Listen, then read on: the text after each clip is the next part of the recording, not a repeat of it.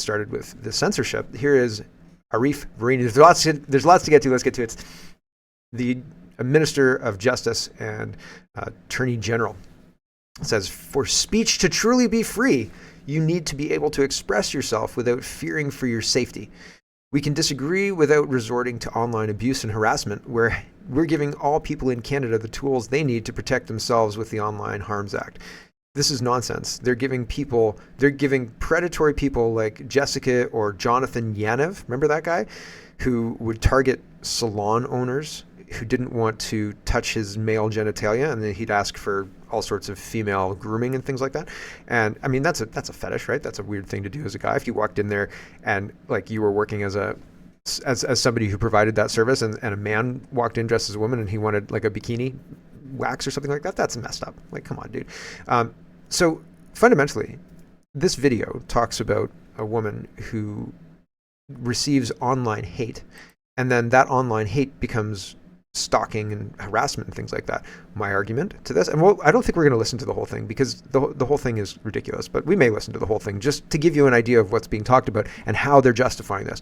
But she's talking about things that have criminal code protections already, that if you do this, if you engage in behavior like this, if you harass somebody, if you stalk somebody, if you show up at their place of work, if you call them names, if you do things like this, somebody may come and say you can't do that, right? Or you're harassing this person. Now, like, I think it's personally different if there's a public servant who has a social media account and they are promoting their stuff and you say, you don't work for us. I think that's materially different than harassing a private person because you heard something about them online. Like, there's a teacher right now. Now, I mean, this teacher, Chanel Fall, highlighted the teacher who is grooming children in her classrooms with LGBT propaganda, and that's not what schools are about. With political propaganda, that's not what schools are about. And Chanel Fall highlighted this, and the news, I can't remember which, CTV probably, highlighted it in their video clip or whatever.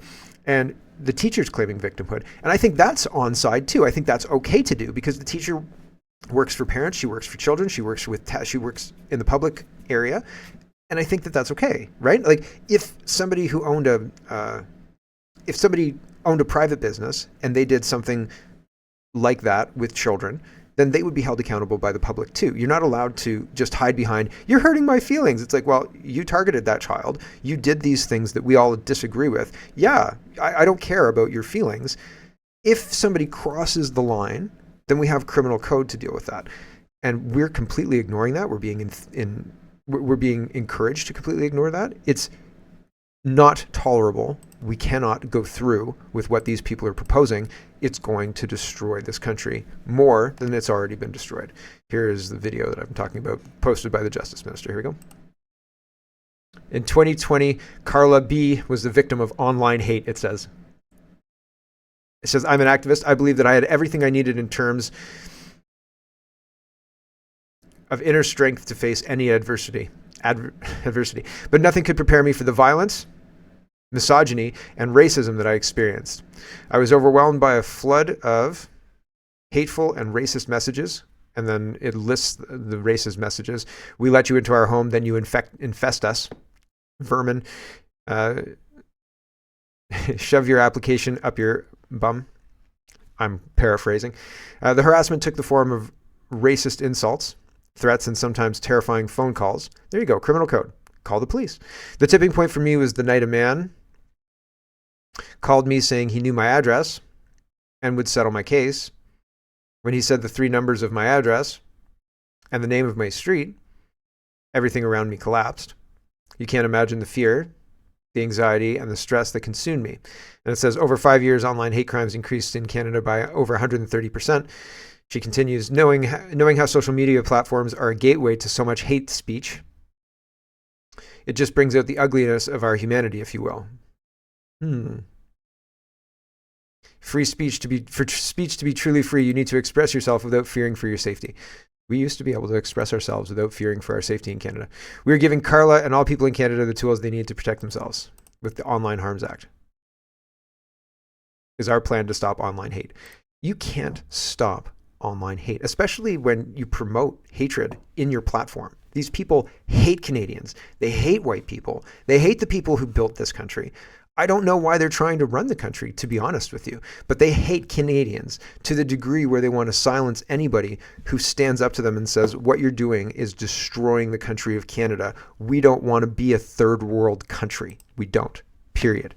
Here's Jason, and he's highlighting Naya's post. She says the Trudeau government is using a private social media surveillance company called Meltwater, at Meltwater on Twitter or X, to track Canadians' posts, trends, and opinions. The government is also allowing Meltwater to StatsCan databases of Canadians. So social trend monitoring tool, privacy impact assessment summary. So they're using this to track you. And Jason says, if you've ever shared a dissenting opinion of the Trudeau government online, you've probably wondered if your name is on a list somewhere. Well, it is. A company called Meltwater is tracking your posts and then referencing your online profile against StatsCan data. Considering we have a bill passing through Parliament that would allow the federal government to sentence you to life in prison for hate speech, I could see how the service Meltwater provides would be very useful in the future.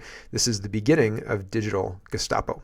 Yeah, it's certainly a concern. If you say things the government doesn't like, well, they're going to run newspaper articles and entire video pieces against you. Here's what CTV is running with.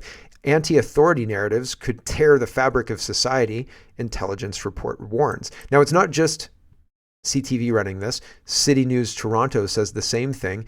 Threats against politicians have become increasingly normalized due to extremist narratives promoted by personal grievances and fueled by misinformation or deliberate lies, warns a newly released intelligence report. Actually, people go to the grocery store all by themselves.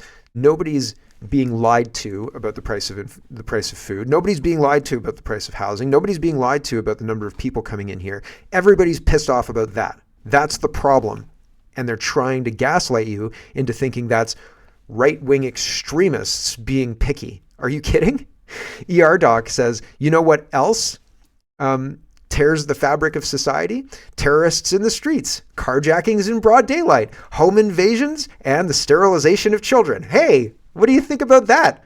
All of those things are happening. And these people are saying, well, you know, the Freedom Convoy is really, really problematic from 2022. Here's the CTV broadcast. Years after the convoy protest. Too fast. I've been doing so well. Here we go. Brought part of Ottawa to a standstill. Another rally on Parliament Hill today, taking aim at the Trudeau government. The scene this time much different than 2022, but many of the messages similar. Here's CTV's Caitlin Wilson. Wrapped in flags and holding signs, hundreds returning to Parliament Hill 2 years after being forcibly removed by police. What has been happening the last 2 years is disgraceful, and our government and Trudeau should be ashamed. Protesting what they describe as government overreach, calling for a Not at the time they described it as government overreach, but there's been court decisions that have agreed they describe as overreach. Change in leadership. And unlike the honking and gridlock of the past, it's a different atmosphere this year, as many say there's reason for optimism. It's quite rewarding to be here today, actually. We are recognized now that we weren't as wrong as everybody thought we were. I'm not saying that everything is played out the way that we thought, but things are changing quite rapidly. A recent federal court decision found the use of the Emergencies Act to clear protesters was unreasonable and infringed on their charter rights. Although a public inquiry arrived at a different conclusion, that the government was justified. Yeah, well, the Rouleau report was paid off, and Rouleau was personal friends with Justin Trudeau since he was a child. Their families went skiing together, so let's not give that too much credence, eh? And then we've talked about this. So what's tearing the fabric of society? Is it the alt-right who have a problem with the cost of living crisis that has been brought on by this idiotic government who are trying to bankrupt the country? Or is that a legitimate criticism and has nothing to do with the alt-right? I think it has nothing to do with the alt-right. Eddie is sharing Dan's stuff. Canadian soldiers were embedded as police during the trucker convoy. And so Canadian soldiers, where were the Canadian soldiers from? I'm interested because these were the guys I was talking about. I don't know the last time I mentioned it, but I said that we've already seen foreign police brought in. They had these guys with no identifying anything on, and nobody said boo. Like this happened. They brought these people in. They were allowed to assault Canadian citizens. Not one of them was arrested or held accountable for the things that they did. This guy's standing on a Canadian flag. Look at that. So where are these guys from? And where are their identification? And who the heck were they? Et cetera, et cetera, et cetera. So if we have a situation where the powers that be are just fine with embedding soldiers into police units to fight Canadian citizens, that's bad, right? If using the military against your own citizens is what you have to do to control the situation, that's a bad sign, right? Despots, dictators, third world countries, banana republics, those are the places that you would expect to use the military against the citizens, right? Right? So, WTF? Like, what is going on here? Karmaya Syed says, Elizabeth Simons, so we're talking about censorship. We're talking about utilizing the power of the state to crush dissidents. You're talking about bringing in new laws for online hate, et cetera, et cetera.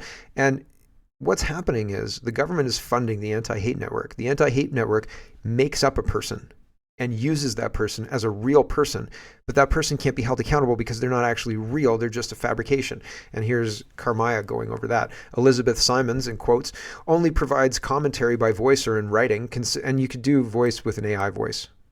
And almost in real time, you can make it speak. It's crazy. Considering her remarks often vilify private citizens, the opacity around her identity is noteworthy. She is one of several faceless staff members at the AntiHate Canadian Network. Or at the Canadian AntiHate Network. So, and she says, Karmaya again says on November 23rd, 2022, trying to suss out what's going on with the AntiHate Network and all of these fake people. All of this stuff is long-standing. These tactics are used to be purposely confusing, confounding, and meant to make somebody look crazy. Right? Like if you say the AntiHate Network is using fake people, that sounds crazy, right? Like, but it might be completely true, right? So all of the things that are true are supposed to sound crazy to people who are in line with the narrative, brainwashed by the narrative, going along with what the government wants you to believe. Okay. This weekend, there was a visit by the Greek Prime Minister, and Justin Trudeau had to get out all of the trucks for the motorcade and the cars and whatever. Amazing Zoltan says, Justin, you paraded for a 22-second photo op surrounded by feds and then ran away with a gas-guzzling security detail that would put Putin and Stalin to shame. When did you become so afraid of your own citizens? I don't think Putin needs a security detail. I'm pretty sure he could just take care of any security issues by himself. Like, does he need a security detail, that guy? He was former KGB. I've seen him riding horseback shirtless and in a martial arts gi. I'm pretty, like, he's a Street Fighter 2 character, isn't he? Like, honestly, but this makes Justin look silly. Honestly, to me, I don't know if it's honking and stuff. We'll just turn that down. Here's the motorcade for Justin Trudeau driving out. There's 1, 2, 3, 4, 5, 6, 7, 8, 11 with the 3 police cars that have gone by. 12. 13, I didn't count that one, 14. Wild. Like, that's a lot of vehicles to transport Justin Trudeau. What is he afraid of? What does he think is going to happen? That's wild. Here's CBC Watcher, and they say subsidized billionaire media maybe realize that being a Trudeau PR outfit isn't working out. And the Globe and Mail goes with this. Prime Minister of Greece is pitching his country as a major European market for Canadian liquefied natural gas, despite Ottawa's preference for promoting renewable energy. LNG is one of those things that is listed as renewable, isn't it? I thought it was renewable. Liquid natural gas, that renews, but the heavy oil doesn't renew. Wink. Whatever it is. The lies they tell are unending and will change day to day. But I'm pretty sure that natural gas was one of the green energies that was allowed in the changeover and whatever climate change changeover we're being subject to at this point in time. Again, CBC Watcher says Greece secures 7 firefighting aircraft from Canada during the Trudeau meeting with the PM. Can we spare 7? We didn't have enough last year because of all the arson that these idiots were allowing to continue to be put up, like people lighting up fires and spraying of the skies and all the rest of it. These people were creating a problem. They collect carbon taxes and then they use the carbon taxes in the general coffers, and they don't actually prepare for any kind of fires or anything like that. That's a huge problem, don't you think? Here is kind of like sending your own military against your citizens. Here is Vasikopoulos talking with the Greek Prime Minister. And ironically, I mean, like, I'm terrible at saying names. Do you think that gets better with Greek names just because my last name happens to be Greek? No, it does not get better. So I'm not going to try. Here is Vasikopoulos and the Greek Prime Minister. Here we go. You talked about renewables and sources of energy, and I know that's been an especially pertinent discussion in Europe ever since Russia's invasion of Ukraine and the transition away from Russian gas. We've had other European leaders here in Canada say if it were more available to them, they would be interested in Canada's LNG, liquefied natural gas. Is that the same for you? That's the same for Greece. We are a big entry point for LNG, not just for the Greek market, but also for the Balkans, for Eastern Europe. Theoretically, we could even supply Ukraine. We have a floating storage and regasification unit up in northern Greece, which is coming online. And of course, the point of this infrastructure is not just to serve the Greek market, but also to serve our neighbors towards the north. So in principle, yes, we are very interested in obtaining LNG at competitive prices. As fast as we go in terms of our renewable penetration, we will still need a reliable source of electricity. And for us, for Greece, we don't have nuclear. We've practically completely moving away from coal. So that leaves natural gas for the foreseeable future as a significant source of energy for the production of electricity. Is Canada, given the current geopolitical status of things, an ideal partner in that, do you think? Could be an ideal partner? Absolutely. Again, Canada is a country which we share, so many values. And again, as I pointed out at the beginning, the Greek-Canadian community serves as a natural bridge between our two countries. So we're cooperating with Canada on geopolitical issues, Ukraine, Gaza. I think we see eye to eye on many of the challenges that we face. Gosh darn it.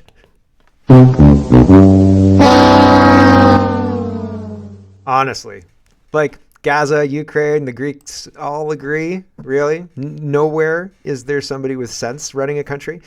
But fundamentally, we're not going to be sending LNG or anything like that to any European countries because Justin Trudeau wants to bankrupt us, I think, and has nothing to do, in my opinion, with no business case or anything like that. It has everything to do with Justin Trudeau being ideologically captured and trying to ruin the country monetarily by spending as much as he can and ruining as many relationships as he can. India, Greece, Germany.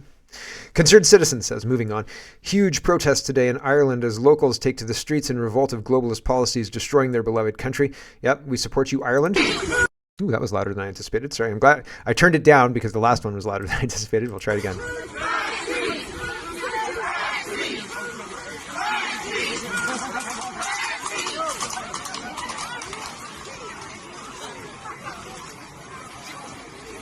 I drove through Ireland years ago, and like 2013, 10 years ago, and it was lovely, and it was a whole lot like, it was lovely. I really enjoyed it, and it's a darn shame, the changes that have happened in Europe and what's going on, and I hope we're able to turn this tide back, but it's very dicey. It's very, very dicey because all of the immigration policies aren't even on the table. Nobody's talking about it. Poilievre's kind of talking about it, I guess. Making promises. Even the Liberals are kind of saying, we're going to tie it to this and tie it to that. They've got this loophole of the temporary foreign workers, the students and all the rest, and they're using that to every advantage to continue pushing the Cloward Piven strategy, the overwhelming of our system. Governmentiscorrupt.exe is talking about how effective protests are and an unfortunate planning oversight if you were ever worried about protests shutting down a province or anything like that. He says the Canadian highway system is so poorly designed, it'd be quite easy to bring it to a standstill with little effort. A few hundred vehicles could block off Quebec by shutting down highways 401, 416, and Trans-Canada to the west and east. Of course, this has nothing to do with the planned carbon tax protests happening across the country on April 1st. I didn't even know about that, so apparently there's a planned protest. And apparently there has been poor planning, or maybe good planning, in how our highway systems are designed. So there you go. I was asking about this a couple of weeks ago. I don't know where to get ballards. And like, man, if talk about a business to get into, if you know how to install ballards, residential ballard installation, rus.com. Check it out. No, it doesn't exist yet. But if you're interested and you know how to install ballards, you can test it out on my property, and then we'll go into business together, you and me. I'll make the website. And I can handle the calls, right? And I'll forward it to you. You install the ballards. Good interview. People are installing ballards. Oh, I said it wrong. I say a lot of things wrong, sorry. In their driveways to protect their cars from thieves in Toronto. Yeah, it's a great idea. I would love to be able to put bollards up. Bollards? I would love to. I was in, so I went to England, again, 10 years ago, and we were walking around we went out with friends, and in England, there was, my friend is an electrician. He was a commercial electrician, so he was dealing with the big commercial. You know, when there's an electrician truck and then there's a big hole in the ground and they're standing in there, you know, connecting things up and the building's down. He does that. And so we were walking into a club or something like that. And he's like, oh, come here, let me show you this. And so we walked around the corner, and there were a bunch of these ballards, and he showed me the control mechanism to remove them so he could get his truck in so he could do the work. And I was like, all right, great, let's go to the bar. Anyway, it really was, I didn't realize that the bollards moved, and they do, to gain access. And England was the first time I'd really seen them used widely for control, right? And then they just went to putting big blocks instead of the bollards, because I guess the bollards were expensive. Anyway, side story on British bollards and electricians. Chief Nerd is talking to Robert Kennedy, and Robert Kennedy's talking about central bank digital currency and the end of freedom. And, well, that's what we're talking about now. So let's go. Like the truckers in Canada, they were never charged with a crime. They were certainly never convicted. It was just they were doing something the government didn't like. The government was able to destroy their lives. And that is a very dangerous power to give government. And that's why I'm against central bank digital currencies, because that is part of the path to getting us where China is today. That's where they started. That's where all these other countries started, with a central bank digital currency. And it's the end of freedom. We will be slaves if we allow that to happen. I don't think he's overstating it. I really don't think he's overstating it. Here's Wiretap Media, and this is taken from, I don't know when this was, but she's talking about stakeholders and open banking. And I've told you about open banking. Open banking is the idea. It's explained here. It involves third parties having access to all of your info and being able to get approval or decline to products and credit. So like if you work, so say you work with a financial advisor or something like that, the financial advisor will be able to create this open banking asset that imports it's like Wealth Simple, basically. I'm oversimplifying, but it imports all your assets. They're all in one place. And then you have a password or something like that that would give your financial advisor access to all of your banking stuff. Really, that's already happening. It's just a little bit clumsy. Like, you don't have a central thing that the government has access to. One of the other things is I've seen commercials. I was watching commercials during the NCAA March Madness internet outage of Thursday last week. And the guy was talking about how he didn't have a good credit score, but his insurance company had opened up the information. And every time he made an insurance payment, that built his credit score to be able to go towards, getting that loan he wanted for that car he wanted to buy or whatever it was. And so that's what open banking is, opening it all up to make sure that everybody has access. But once everybody has access, they can say, oh, that Mark P guy, did you hear what he said on his show today? He said men can't be women. Turn it off, turn it all off, right? And so Wiretap Media says, Chrystia Freeland's 24 budget will include inclusive financial legislation that could tie your financial status to a social credit score, and the Conservatives are pushing for it. Of course they are. Under the guise of inclusivity and fairness, Justin Trudeau's handler, Freeland, is preparing to launch another fascist piece of legislation that will democratize Canadian banking. Open source banking will allow for financial institutions to look beyond your credit score and share your private banking data with other financial institutions, government, and corporate greed heads to create more open society. Although the financial inclusion framework is being sold as a convenient tool for customers to store their bank accounts and credit cards in one place, it may be the beginning of the end of financial privacy in Canada and could inevitably give the government the ability to tie your finances to the long-awaited social credit score. But the Trudeau government isn't to blame for this privacy blunder, because it's the bring-it-home Conservatives pushing Trudeau and his regime to introduce this new totalitarian piece of legislation. But more importantly, if data is the new gold, it's not. Why aren't Canadians getting rebates from government and private institutions for the data they're sharing? Hunker down and buy some gold. It's going to get ugly, Canada. Buy some gold. Yeah, I don't know. Find an advisor. Understand that if you are not holding the gold physically in your hand, then you don't have the gold. Don't buy paper gold. Don't buy paper silver. And that's, Bitcoin, there are a lot of people who believe in Bitcoin. It seems like a really good idea. There are people who don't as well. So if you don't believe in Bitcoin, then buy the silver or the gold. And if you do believe in Bitcoin, buy Bitcoin. But it's probably a good idea to hedge your bets against the government locking down your bank account. So maybe just, even if you had a couple $1,000s in Bitcoin. But somebody says in my comments, I know somebody's going to say this, what if the internet goes down? If the internet goes down, if you run your own node, you can do transactions with a local network. And then once it connects to a larger network, it can reconcile the transactions if it's connected to the backbone network. So that's a workaround, right? Is it a workable workaround? I don't know. I'm not a Bitcoin guy and I'm not a money guy. I'm just saying that it seems likely that they've done this already on a flimsy excuse. And it seems like they're trying to build a legal framework to be able to do it more. So it seems like a good idea to protect yourself. But I'm not an expert in how to protect yourself on this kind of stuff. And it seems like diversifying your holdings is probably a good idea. I know people who buy gold necklaces on Kijiji to get more gold. So is that a good strategy? I don't even know if that's a good strategy. Would you melt it down and put it into a gold bar? Or would you just keep the necklace? Does it matter? I don't know.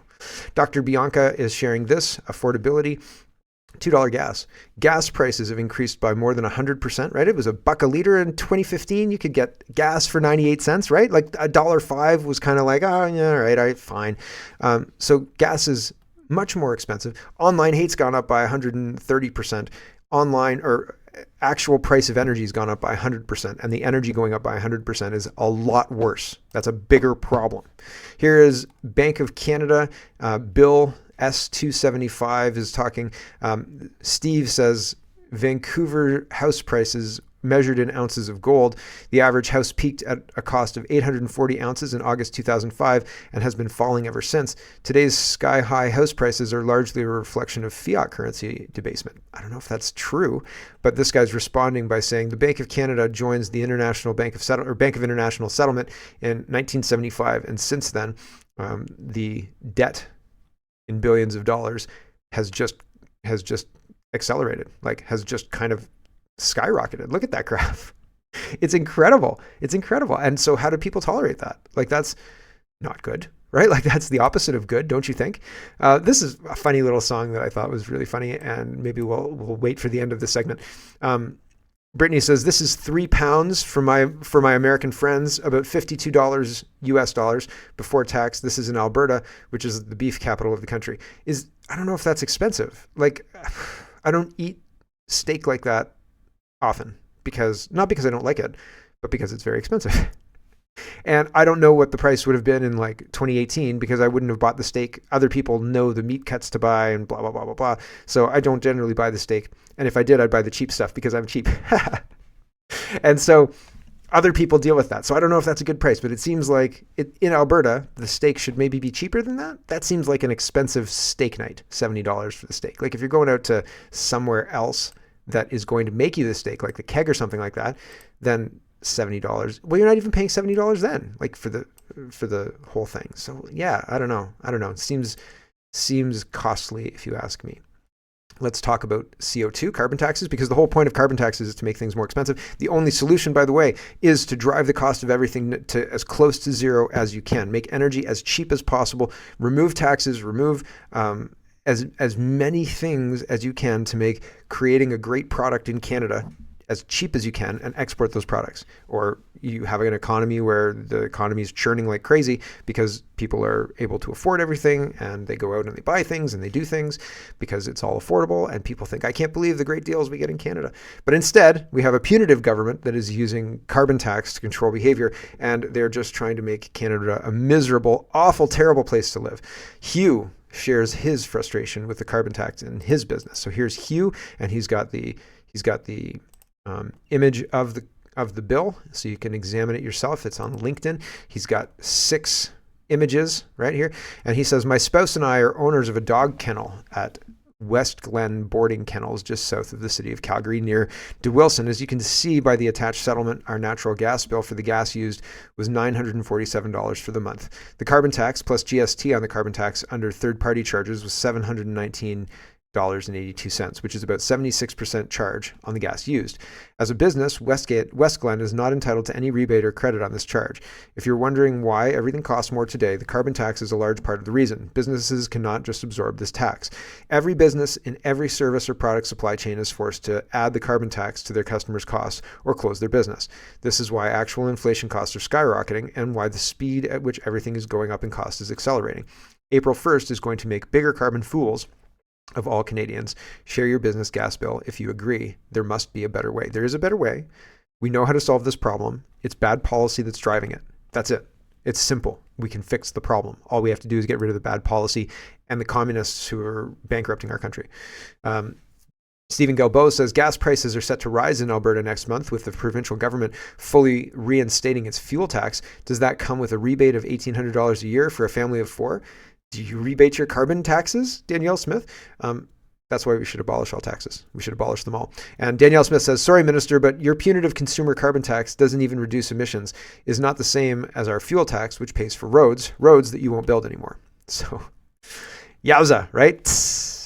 Here's Urian, and he says, Canada clearly leads the world in stupidity, and it will get worse on April 1st. So China, this is their pollution. No carbon taxes in any of these countries, but Canada at 1.71% of the emissions of the world, compared to China at 28 and 15.9 for the US, 15.99 for the US.